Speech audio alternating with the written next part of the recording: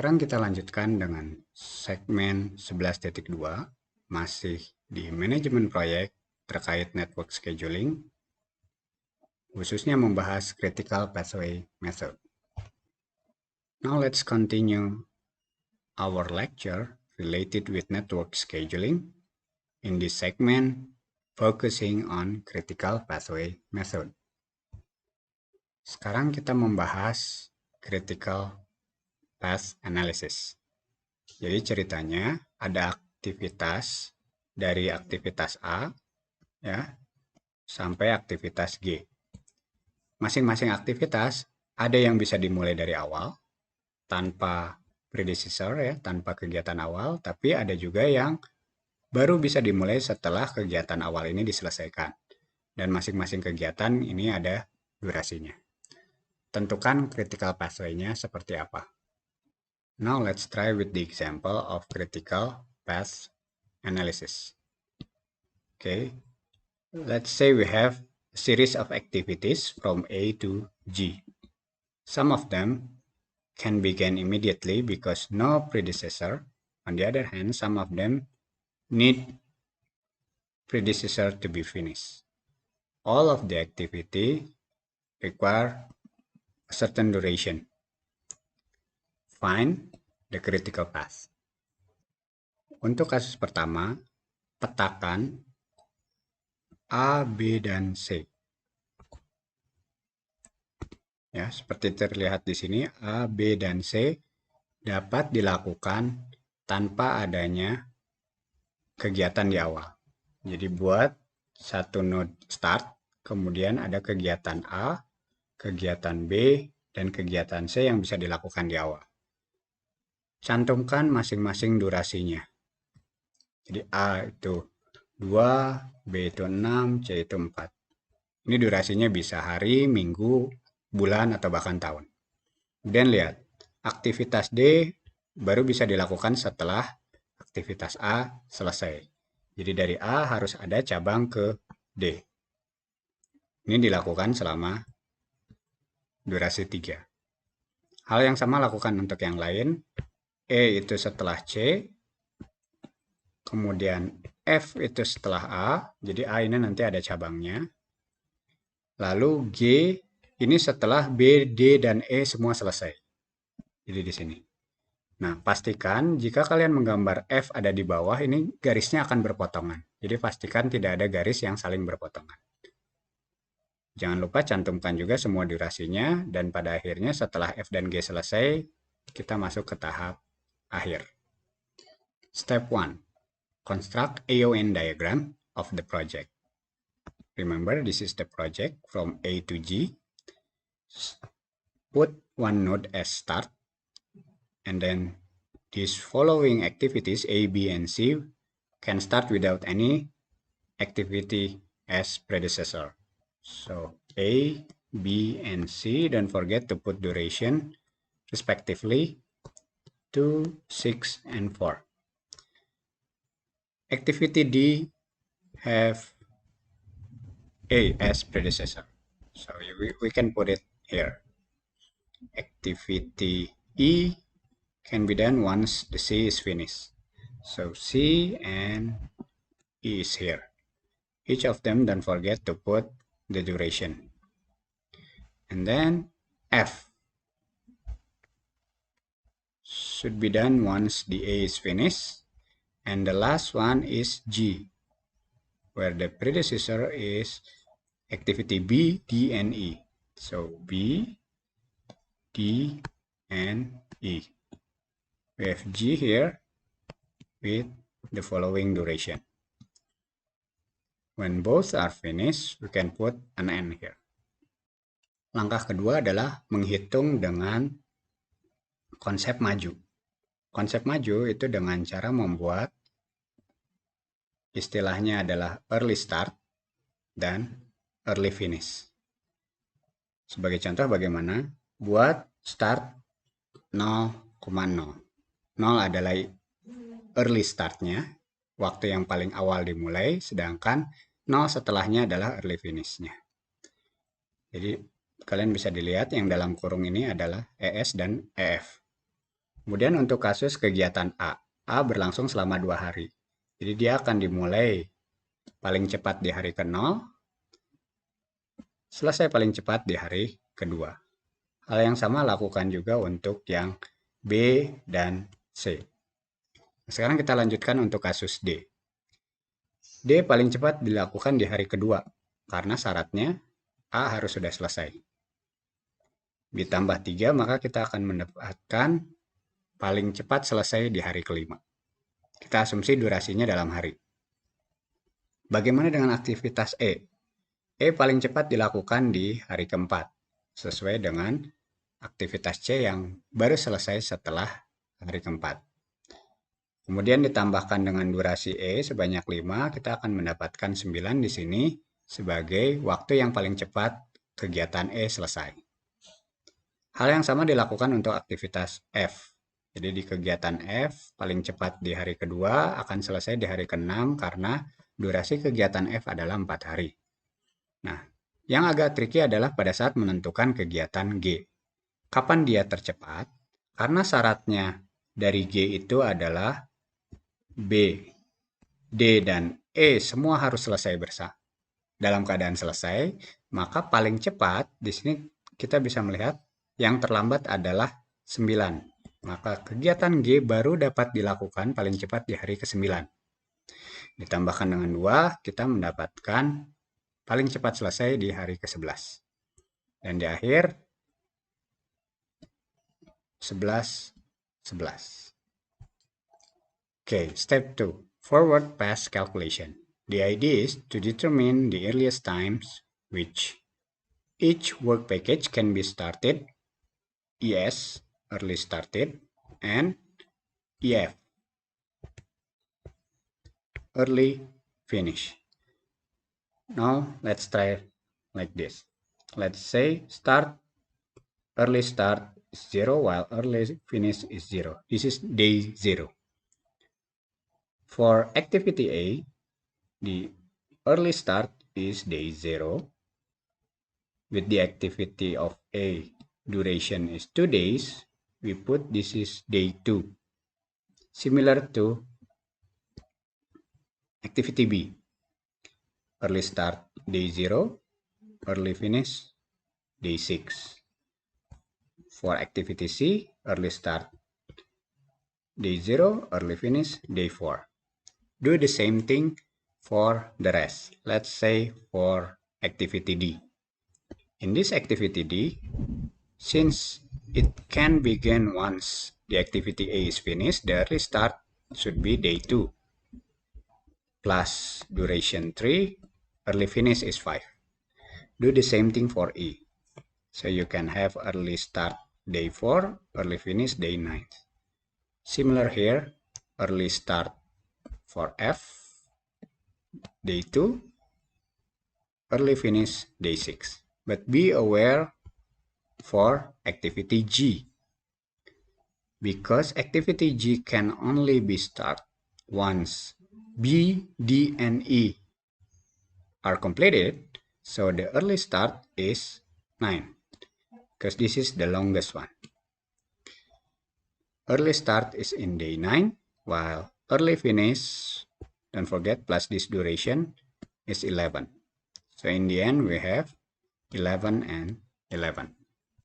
Langkah ketiga adalah buat perhitungan mundur. Tadi perhitungan maju kita simpan di atas.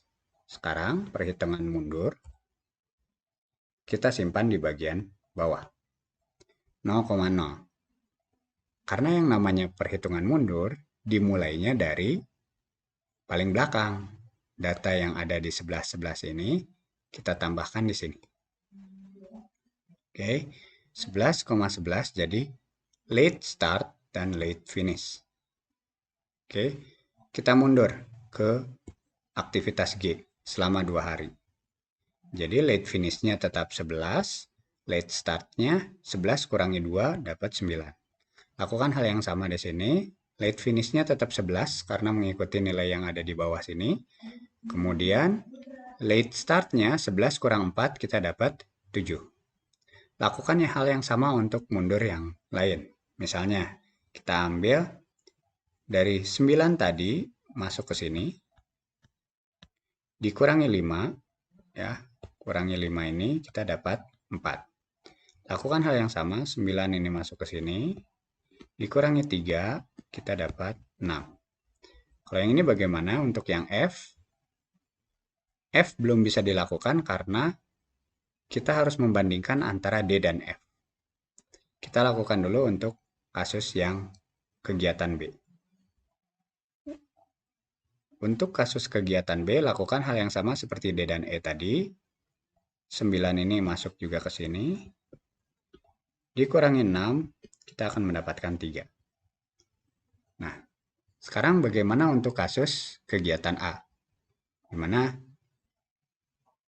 penyelesaian paling akhir diperoleh dari yang paling singkat. Jadi bukan 7 yang dimasukkan, tapi 6 yang dimasukkan ke sini. 6 dikurangi 2, kita memperoleh 4. Kalau untuk kasus yang C itu sederhana, tinggal 4 masuk ke sini, dikurangi 4, maka kita mendapatkan 0. Nah, sekarang kita sudah memiliki semua kegiatan berbasis perhitungan mundur secara lengkap. Step 3. Backward pass calculation. Backward pass calculation is almost similar like the previous one, but instead of using early start, we use late start and late finish. Derive like this. So, instead of putting on top of the node, we have to put at the bottom of the node. So, we will start from the endpoint, 11.11. How to perform this one? Put this 11 to this point. Let's say to calculate activity G. 11 minus 2, we have 9 here as late start. Do the same thing for activity F. Put 11 here, minus 4, we have 7 here. Now, let's try for activity D, B, and E. Put 9 here, minus 5, so we have 4 here. Do the same thing for activity D. We have 9 here, put it here, minus 3, we have 6 here. Similarly, from this 9, put in activity B as a late finish, minus 6, we have 3 as late start for activity B. Do the same thing also for activity C. This is simple, we have 4, move to here as late finish, minus 4, we have late start at 0 for activity C. But be aware for activity A. We have two conditions, D and F, for backward calculation. Which one we have to put? Choose the lowest value. So instead of putting 7, we have to put 6 here. 6 minus 2, we have 4 here. Now we have all based on backward pass calculation. Nah, setelah melakukan perhitungan tadi, tujuannya sebenarnya apa? Kita diminta menghitung apa yang namanya TS atau total slack. Ya.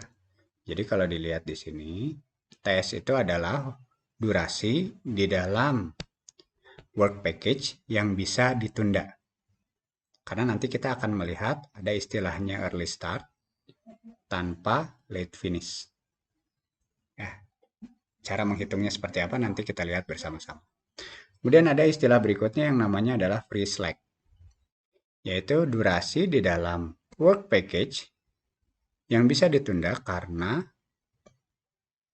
ada kondisi early start tanpa harus menunda starting time dari work package setelahnya.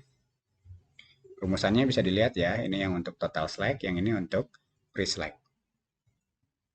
Kemudian critical activities pada saat nilai total slack-nya adalah 0. Nah, nanti kita akan bisa menentukan mana critical path-nya atau sering disebut dengan CP.